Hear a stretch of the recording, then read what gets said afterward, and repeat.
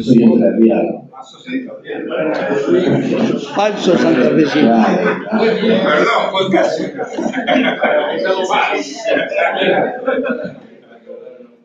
Sí, bueno, yo igual que Adao, yo estudié ingeniería civil, soy agrimensor y opino de cualquier cosa. No voy a hacer una posición. Quisiera decir algunas cositas sueltas, pero por un lado agradecerle a ambos colegas, pero además de la anfitrión, creo que el inventor de la misión tecnología conveniente, que es Sacanini, nos ha embarcado en una cosa así con el entusiasmo de él, en una cosa casi evangelizadora. Y yo digo, un poquito de eso hay y se necesita. Charles Dickens y Charles Marx son más o menos contemporáneos. Pero todo lo que cuenta Dickens sobre los efectos de la revolución industrial, ¿no? Toda esa miseria donde él la describe desde el lado correcto del sentimiento o del sufrimiento que implica, tarda 70 años en formularse como una propuesta política que después se empezó a estructurar en respuestas reformistas o revolucionarias. Digo eso para no deprimirnos, porque a veces uno ve compañeros que leen correctamente lo que está pasando, pero nos agobia la magnitud de lo que estamos enfrentando. Desde el fuego que los griegos recogen en el mito de Prometeo, la transferencia de tecnología y la apropiación tecnológica por diseminación gradual es una norma. El problema es cómo transitamos cuando se nos viene encima el fin del mundo que hemos conocido. Creo que hay dos cosas que agregar a lo que se comentó sobre cómo se está implementando la globalización. La globalización es un término que implica dos cosas. Hay globalizadores y hay globalizados. Hay globalizados pasivos y hay globalizados que tratan de navegar un poco mejor. Y si no hablo... pero está eso. Lo dejo quieto. No lo toco. No lo toco ni no hago daño. Pero digo, la globalización tiene esas dos cosas juntas y hay que discriminarlas. Creo que lo que estamos haciendo es correcto, creo que hay que saber que estamos juntando pedacitos y ordenándolos, y que eso tiene que ir en una dimensión, en un nivel distinto, cómo construimos los vínculos políticos y estatales.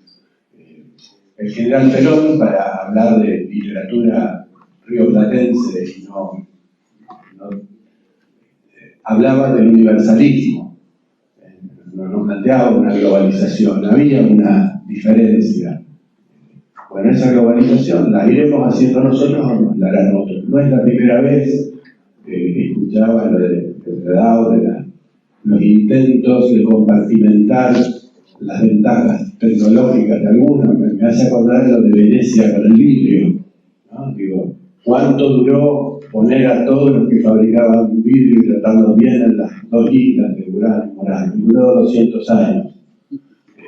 Una leyenda dice que el monopolio del caucho del Brasil se lo robaron los ingleses y llevaron el árbol a Indonesia y empezaron a fabricarlo allá. Digo, eso es inevitable. Así que el asunto es cómo nosotros vamos armando ese camino.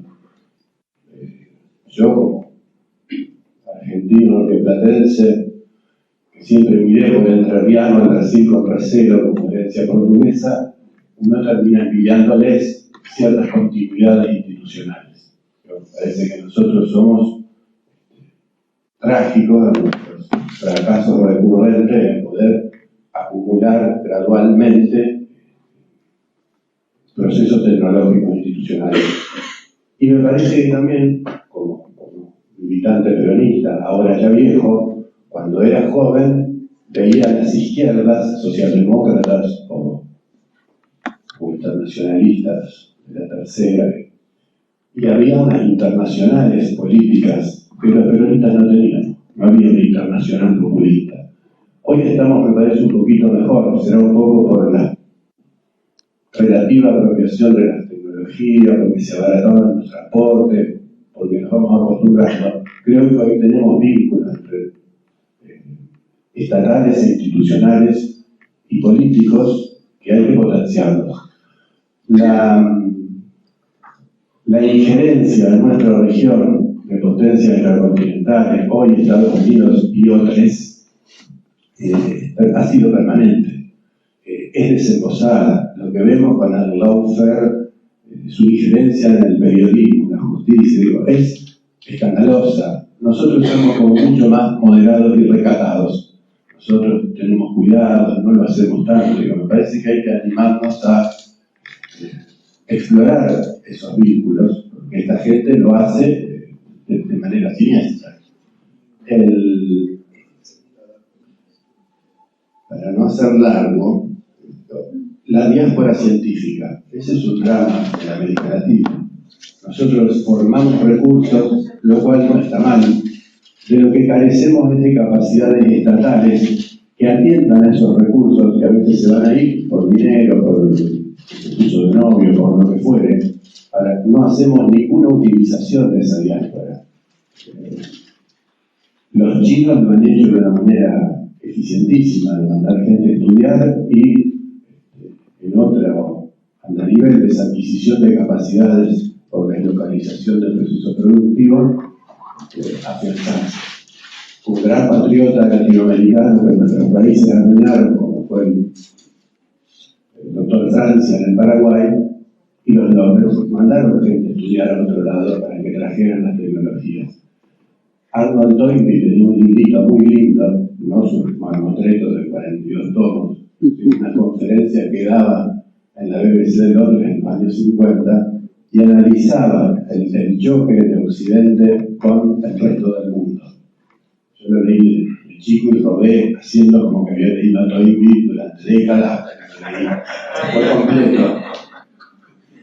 Pero en ese libro Toynbee hablaba de los procesos culturales y le asignaba un capítulo de la tecnología. Analizaba el caso de Japón o de Rusia y decía que cuando alguien adopta una tecnología surgida en otro lugar, debe tener cuidados, y que uno de los cuidados es no comprar un dispositivo que lo meta uno dentro de la configuración cultural y espiritual del otro. Que la modernidad de la revolución Meiji en Japón había logrado eso, se había apropiado de la tecnología occidental, de la modernidad industrial, pero lo había hecho de modo de preservar las instituciones y la cultura japonesa. Él lo historiaba en el caso del Islam, de la Turquía de Ataturk, un librito cortísimo y extraordinario. No habla de América Latina, siendo un inglés en la decadencia de Inglaterra lúcida, indulgente con el resto del mundo y casi pidiéndole disculpas. Nuestra región, a pesar de que vino alguna vez acá y no nos trató mal, estaba ausente. Digo, nuestra irrelevancia en términos geopolíticos a veces es notable. Me parece que ahí hay un campo enorme. Yo vuelvo a saludar, como dice la charla del Círculo de Legisladores, de iniciativa de Jorge Calzoni de la UNDAP de hacer este acuerdo interuniversitario. Me parece que es un mecanismo que habría que tratar de replicar para que cuando en uno de nuestros países gobierna alguna calamidad como la que padecemos ahora, la discontinuidad no sea total y podamos mantener vínculos con el resto para mantener los procesos al menos en marcha, al menos en fueguito, encendido. Digo una cosita más. La fábula de los 4 jinetes del apocalipsis, digo, es tan burda que resulta eficaz, ¿no?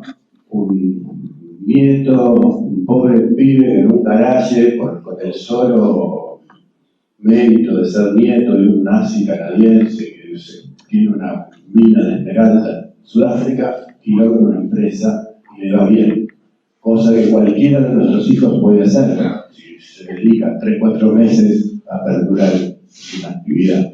Digo, esa fábula suena ridícula, pero bueno, los mitos son persuasivos.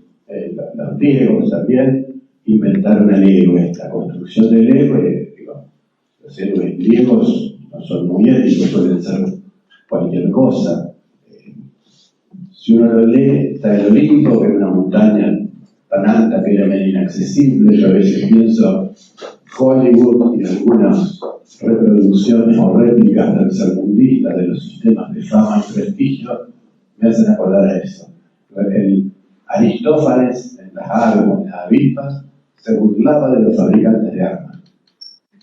Aristófanes decía que los fabricantes de flechas preferían que la guerra del Peloponeso se hiciera eterna, que los griegos se desangraran para poder ellos seguir vendiendo flechas, que era lo único que sabían hacer. El complejo industrial militar yanqui, escrito por un señor que era republicano y general y que había invadido Normandía, no era un súbdito del este, de Harvard. Él describe eso, describe algo muy parecido. Yo creo que acá también no está tan analizada la cantidad de plata que debe haber puesto el dispositivo militar y estatal de los Estados Unidos en el fomento de las tecnológicas. Eso a veces se sospecha en la vulgata. Creo que eso está, que lo que está viendo es que esos están desplazando a los otros.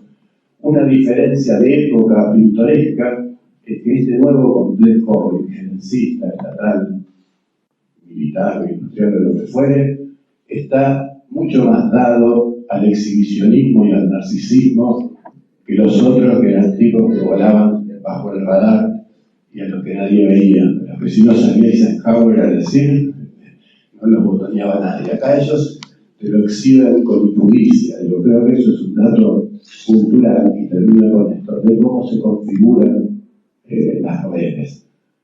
A veces en nuestras críticas a las tecnológicas, a las redes sociales, etcétera, aún en las más lúcidas, creo que se peca un poquito de occidentalismo.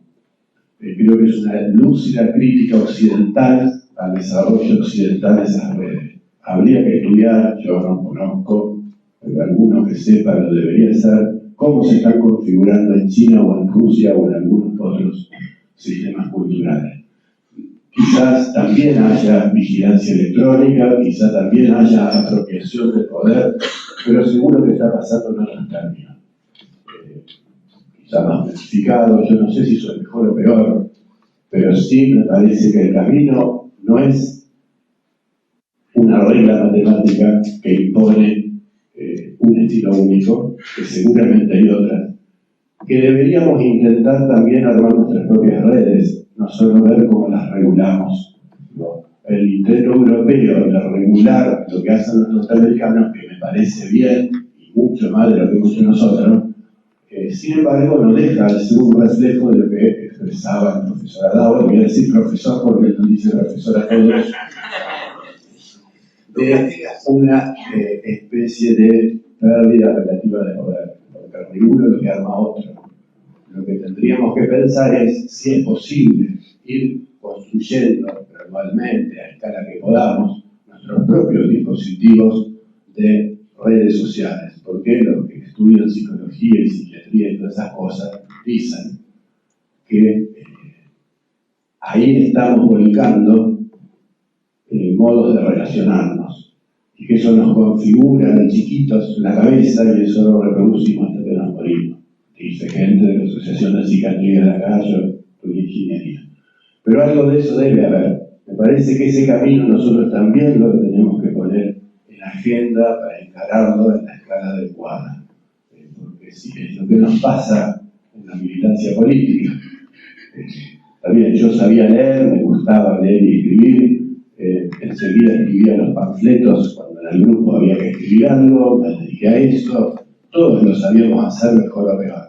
Sabíamos escribirlo, leerlo entre líneas, buscar un bibliógrafo, una fotocopiadora. Hoy no sabemos, hoy yo utilizo WhatsApp, agobio a algunos amigos mandándoles mensajes, pero no lo sé desarmar, utilizar a conveniencia y a gusto. Bueno, ese arte no lo tenemos que dejar en manos de dos publicistas y un experto en campañas electorales. Eso tiene que ser algo apropiado extensivamente por todas nuestras militancias. Me parece que ahí también tenemos